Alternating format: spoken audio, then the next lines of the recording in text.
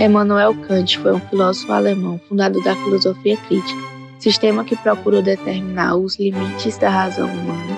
Sua obra é considerada a pedra angular da filosofia moderna, amplamente considerado como o principal filósofo da era moderna.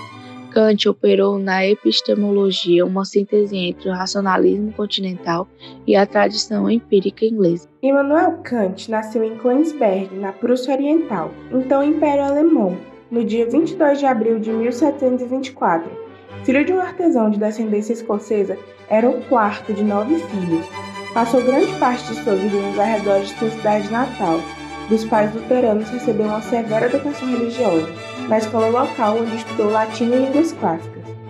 Em 1740, com 16 anos, Kant ingressou na Universidade de Königsberg como estudante de teologia.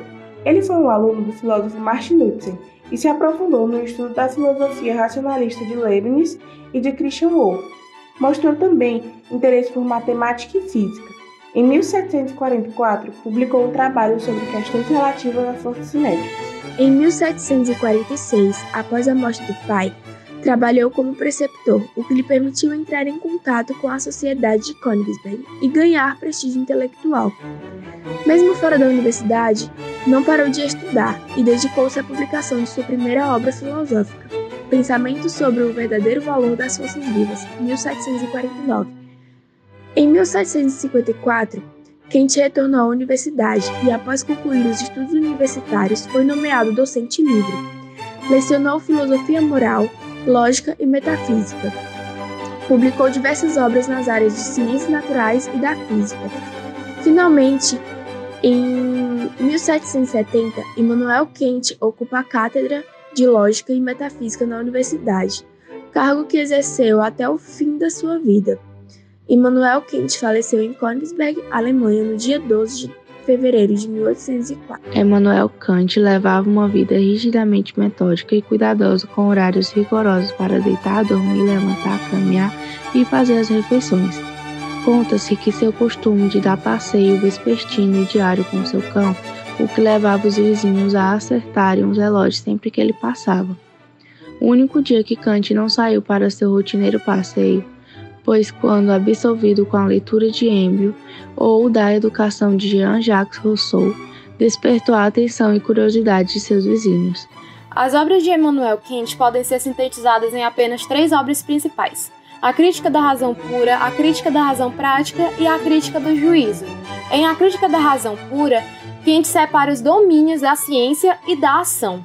O conhecimento vai se construir a partir do fenômeno que alia a intuição sensível ao conceito do intelecto. Assim, são as categorias lógicas que constituem objetos, permitindo que possam ser conhecidos de forma universal e necessária.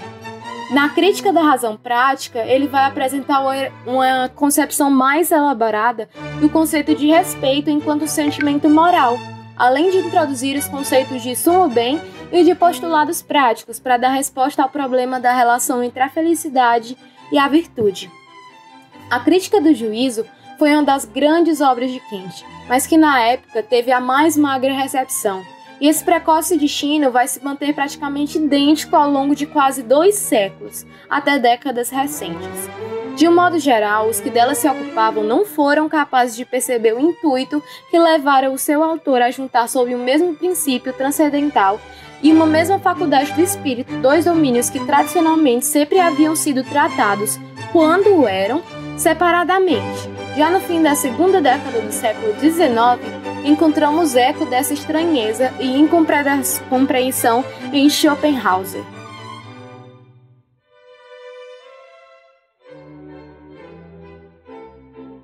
Principais ideias de Kant. A vida intelectual de Kant deve ser dividida em 2 fases, a pré-crítica e a crítica.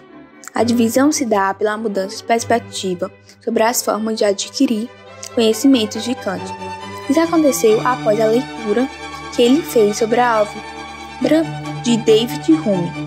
Ele iniciou sua carreira como filósofo racionalista, mas mudou quando teve contato com a filosofia de Hume. Segundo ele, isso o acordou do seu sonho dogmatista. Essa fase pós-Hume tem uma maior quantidade de trabalhos. Suas obras mais importantes da fase pré-crítica são a História Universal da Natureza e a Teoria do Céu. A segunda fase é das famosas Crítica da Razão Pura e a Crítica da Razão Prática. Nessas obras, ele desenvolve a sua epistemologia, conhecida como criticismo.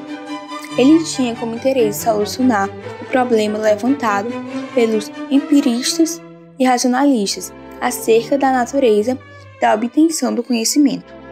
Essa é a principal ideia de Kant, que será apresentada mais detalhadamente abaixo. Outra ideia importante é a de maioridade. Ela é desenvolvida num texto curto em que o filósofo busca responder o que é o iluminismo. Segundo ele, seria a saída da minoridade intelectual em busca da ousadia de saber. Nesse sentido, ele elogiava aqueles que conduziam as pessoas para a liberdade necessária para chegar à maioridade. Uma delas foi o rei da Prússia, Frederico II. Ele era considerado um déspota esclarecido, um rei que mantinha o poder absoluto, mas assimilou características do iluminismo no seu governo. Kant tinha como uma de suas principais ideias que os seres humanos são sociáveis, mas mantém também uma certa insociabilidade, o que gera conflitos. Por isso há a necessidade do contrato social e da sociedade civil. Aí sim haveria o estímulo para as pessoas buscarem o melhor resultado de suas inclinações naturais. Isso se aplica não só aos indivíduos, mas também aos países. Para a garantia da paz, seria necessária uma sociedade de nações, como a que temos hoje, a Organização das Nações Unidas, ONU. No campo da ética, as principais ideias de Kant giram em torno da vontade. A boa vontade para ele seria maior do que a virtude. Ele contrapõe a filosofia aristotélica, segundo a qual as coisas têm uma finalidade e assim um lugar próprio no mundo. Desta forma, cada um deveria fazer o que o próprio talento natural determinou. Por exemplo, um escritor já nasceu com o talento da escrita, e seu lugar no mundo é exercendo. Kant diria que não, que a vontade de aprender a escrever leva ao talento da escrita por meio da técnica.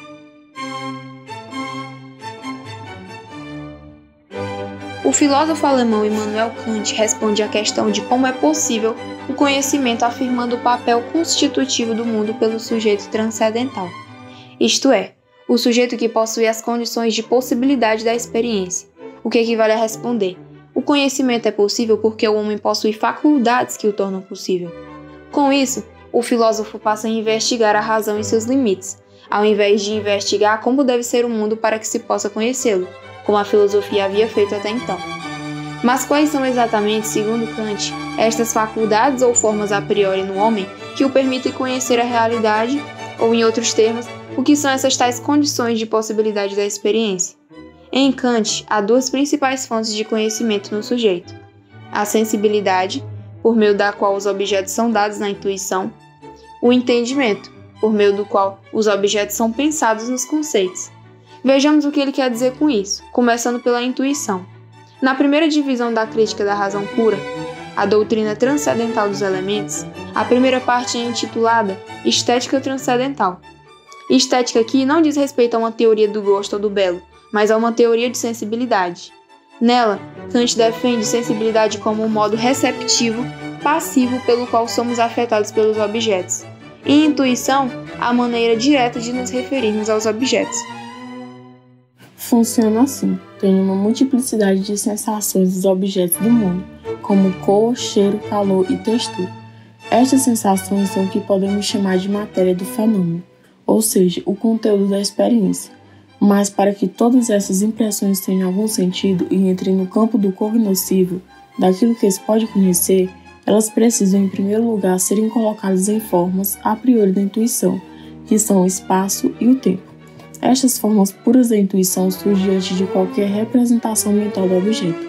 Antes que se possa pensar a palavra cadeira, a cadeira deve ser apresentada, recebida na forma a priori do espaço e do tempo. Este é o primeiro passo para que se possa conhecer algo. Assim, aprendemos daqui duas coisas. Primeiro, o conhecimento só é possível se os objetos da experiência forem dados no espaço e no tempo. E segundo, espaço e tempo são propriedades subjetivas, isto é, atributos do sujeito e não do mundo, da coisa em si. Espaço e tempo. Espaço é a forma do sentido externo e tempo do sentido interno, isto é, os objetos externos se apresentam em uma forma espacial e os internos em uma forma temporal. Como Kant prova isso? Pensa em uma cadeira em um espaço qualquer, por exemplo, em uma sala de aula vazia. Agora, mentalmente, retire essa cadeira da sala de aula. O que vai sobrar? Um espaço vazio. Agora tenta fazer o contrário. Retira o espaço vazio e deixa só a cadeira. Não dá, é impossível. A menos que a sua cadeira fique flutuando em uma dimensão extraterrestre. E o tempo? O tempo é a minha percepção interna.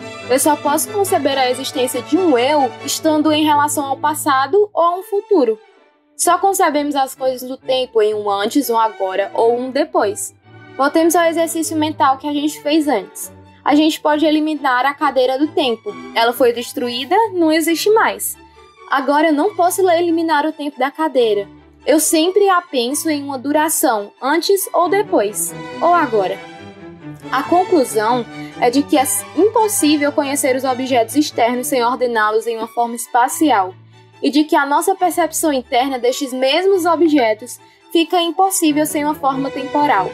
Além disso, espaço e tempo preexistem como faculdades do sujeito, e portanto são a priori universais, quando eliminados os objetos da experiência.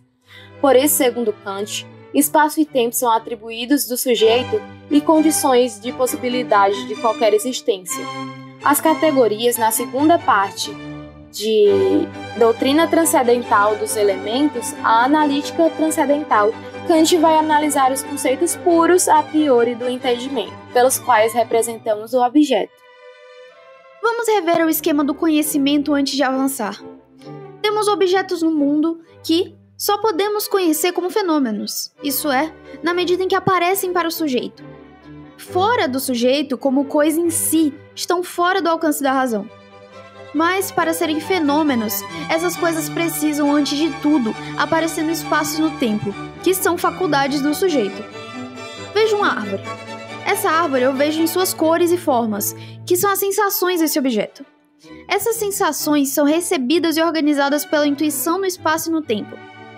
Essa é a primeira condição para o conhecimento. O segundo momento, depois de o sujeito receber o objeto na intuição, na sensibilidade, pela faculdade do entendimento, ele reunirá essas intuições em conceitos, como, por exemplo, árvore, ou árvore é verde. Essa é a segunda condição para o conhecimento. Os conceitos básicos são chamados de categorias, que são representações que reúnem o múltiplo das intuições sensíveis. As categorias, em Kant, são 12. 1. Quantidade. Unidade, pluralidade, totalidade. 2. Qualidade. Realidade, negação e limitação. 3. Relação. Substância, causalidade, comunidade. 4. Modalidade. Possibilidade, existência e necessidade. São formas vazias a serem preenchidas pelos fenômenos, e os fenômenos, por outro lado, só podem ser pensados dentro das categorias. Em Hume, a causalidade, que é a relação de causa e efeito, era um hábito, uma ilusão.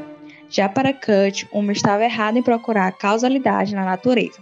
Só podemos pensar as coisas em uma relação de causa e efeito porque a causalidade está no sujeito e não no mundo. Por exemplo, uma criança vê uma bola sendo arremessada, isso é uma causa, e olha na direção de quem atirou a bola, isso é o efeito. E como é que essa criança vai ligar um fato com outro? Porque ela possui, a priori, que é a categoria de causalidade que a permite conhecer. Chegamos, portanto, a uma síntese que Kant faz entre racionalismo e empirismo. Vamos falar sobre racionalismo. Sem o conteúdo da experiência, dados na intuição, os pensamentos são vazios de mundo. Agora, o empirismo. Por outro lado, sem os conceitos, eles não têm nenhum sentido para nós. Ou, nas palavras de Kant, sem sensibilidade nenhum, objeto nos seria dado, e sem entendimento nenhum seria pensado. Pensamentos sem conteúdo são vazios, intuição sem conceitos são cegas.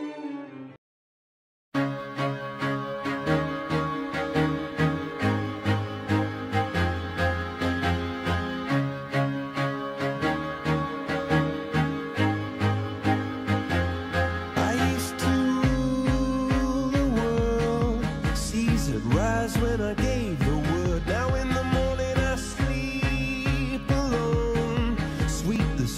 sai